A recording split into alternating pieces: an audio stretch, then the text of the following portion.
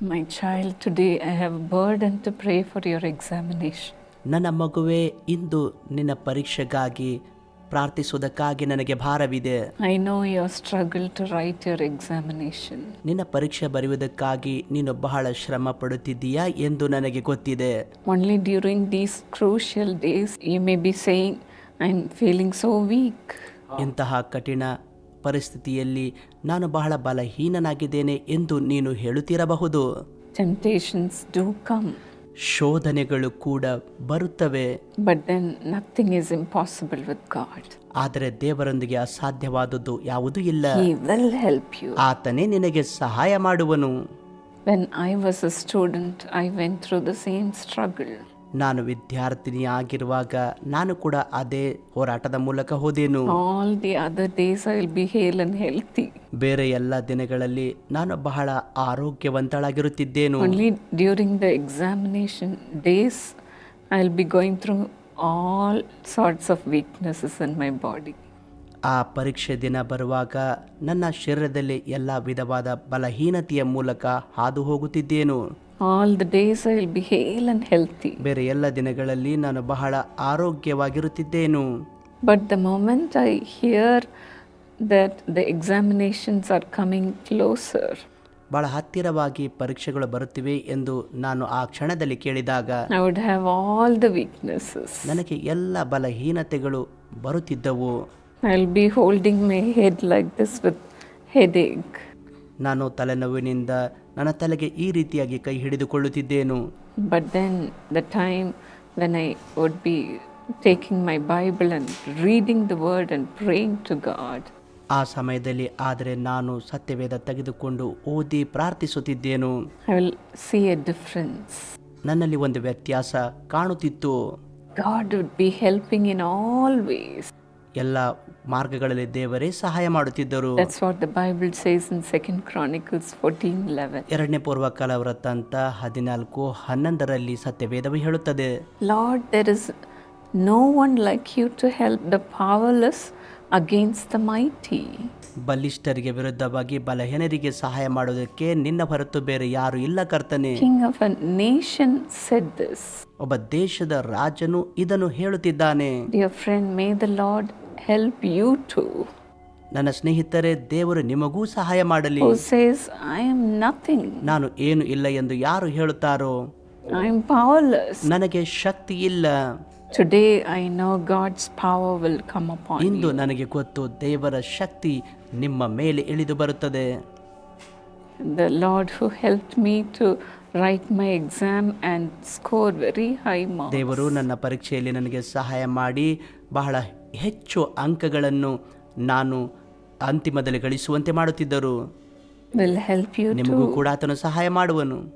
The Lord will never chase away anyone who comes to him. ಆತನ ಬಳಿಗೆ ಯಾರಾದರೂ ಬರುವುದಾದರೆ ಅವರನ್ನು ಆತನು ಓಡಿಸಿ ಬಿಡುವುದಿಲ್ಲ. You have come to God for God's help. ದೇವರ ಸಹಾಯಕ್ಕಾಗಿ ನೀವು ದೇವರ ಬಳಿಗೆ ಬಂದಿದ್ದೀರಿ. You will accomplish great things. ನೀವು ದೊಡ್ಡ ಸಾಧನೆಗಳನ್ನು ಮಾಡುವಿರಿ. You will score more marks, ನೀವು ಹೆಚ್ಚು ಅಂಕಗಳನ್ನು ಗಳಿಸುವಿರಿ. more than you have even imagined. ನೀವು ಊಹೆ ಮಾಡುವುದಕ್ಕಿಂತಲೂ ಹೆಚ್ಚಾಗಿ The Lord did that to me ಕರ್ತನು ಅದನ್ನು ನನಗೆ ಮಾಡಿದನು. in my 12th examination. ನನ್ನ ದ್ವಿತೀಯ PUC ಪರೀಕ್ಷೆಯಲ್ಲಿ When all others scored very high marks in my school days, ನನ್ನ ಶಾಲೆಯ ದಿನಗಳಲ್ಲಿ ನನ್ನ ಎಲ್ಲ ಸ್ನೇಹಿತರು ಹೆಚ್ಚು ಅಂಕಗಳನ್ನು ಗಳಿಸಿದಾಗ I thought within myself, will I score these marks like my friends? ನನ್ನ ಸ್ನೇಹಿತರ ಹಾಗೆ ನಾನು ಅಂಕಗಳನ್ನು ಗಳಿಸಬಹುದು ಎಂದು ಕೇಳುತ್ತಿದ್ದೆನು. But then when I sought the help of the Lord, ಆದರೆ ನಾನು ಕರ್ತನ ಸಹಾಯ ಕೇಳಿದಾಗ the Lord made me to stand first in the whole school. ಇಡೀ ಶಾಲೆಯಲ್ಲಿಯೇ ಪ್ರಥಮ ಸ್ಥಾನ ಹೊಂದುವಂತೆ ಕರ್ತನು ನನಗೆ ಮಾಡಿದರು. The Lord will do that for you also. ನಿಮಗಾಗಿಯೂ ಕರ್ತನು ಅದನ್ನು ಮಾಡುವನು. My teachers even asked me, is this you, Evangeline, who is standing before me having the medal in your hand? ನನ್ನ ಶಿಕ್ಷಕರು ಅವರು ಇವ್ಯಾಂಜಲಿನ್ ಅವರಾಗಿದ್ದವರು, ಕೈಯಲ್ಲಿ ಪದಕ ಹಿಡಿದುಕೊಂಡಿರುವವರು ಎಂದು ಕೇಳುತ್ತಿದ್ದರು. I am sure the Lord will help you too. ನಿಮಗೂ ಕೂಡ ದೇವರು ಸಹಾಯ ಮಾಡುತ್ತೇನೆಂದು ನನಗೆ ಖಚಿತತೆ ಇದೆ. Let me pray for you. ನಿಮಗೋಸ್ಕರ ನಾನು ಪ್ರಾರ್ಥಿಸುತ್ತೇನೆ. Father, let your hand come upon your children and help them, Lord. ತಂದೆಯೇ, ನಿನ್ನ ಮಕ್ಕಳ ಮೇಲಿನ ಹಸ್ತ ಇಳಿದು ಬಂದು ಅವರಿಗೆ ಸಹಾಯ ಮಾಡು. Lord, they may feel so weak. ಕರ್ತನೆ, ಅವರು ಬಹಳ ಬಲಹೀನತೆ ಅನುಭವಿಸಬಹುದು. They may be saying, I am forgetting all the things I have learned. ನಾನು ಕಲಿತ ಎಲ್ಲ ವಿಷಯಗಳನ್ನು ನಾನು ಮರೆತು ಹೋಗುತ್ತಿದ್ದೇನೆ ಎಂದು ಹೇಳಬಹುದು. Father, but then nothing is impossible unto you. ತಂದೆಯೇ, ನಿನಗೋಸ್ಕರ ಯಾವುದು ಅಸಾಧ್ಯವಲ್ಲ.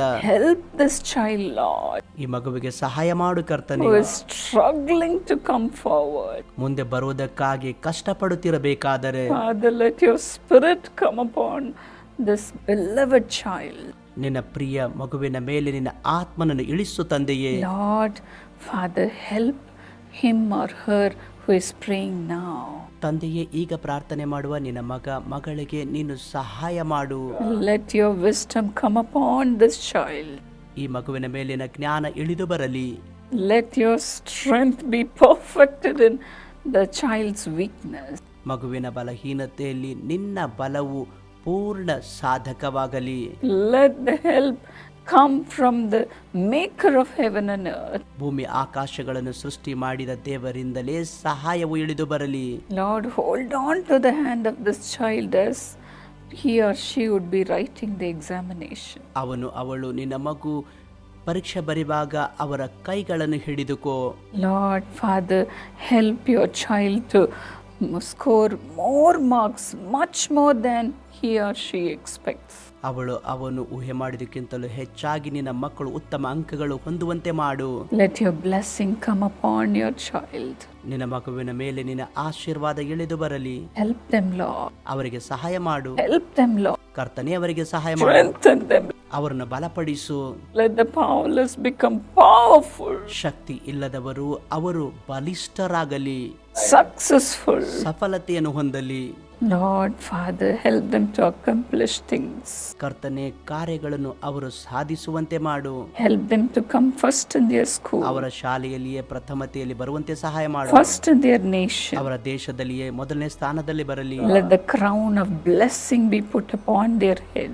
ಅವರ ತಲೆಯ ಮೇಲಿನ ಆಶೀರ್ವಾದ ಎಂಬ ಕಿರೀಟ ಇಡಲ್ಪಡಲಿ. In Jesus' name. ಯೇಸುವಿನ ನಾಮದಲ್ಲಿ. God bless you, my darling child. ನನ್ನ ಪ್ರಿಯ ಮಗುವೆ, ದೇವರು ನಿನ್ನನ್ನು ಆಶೀರ್ವದಿಸಲಿ. All the best. ನಿಮಗೆ ಶುಭವಾಗಲಿ.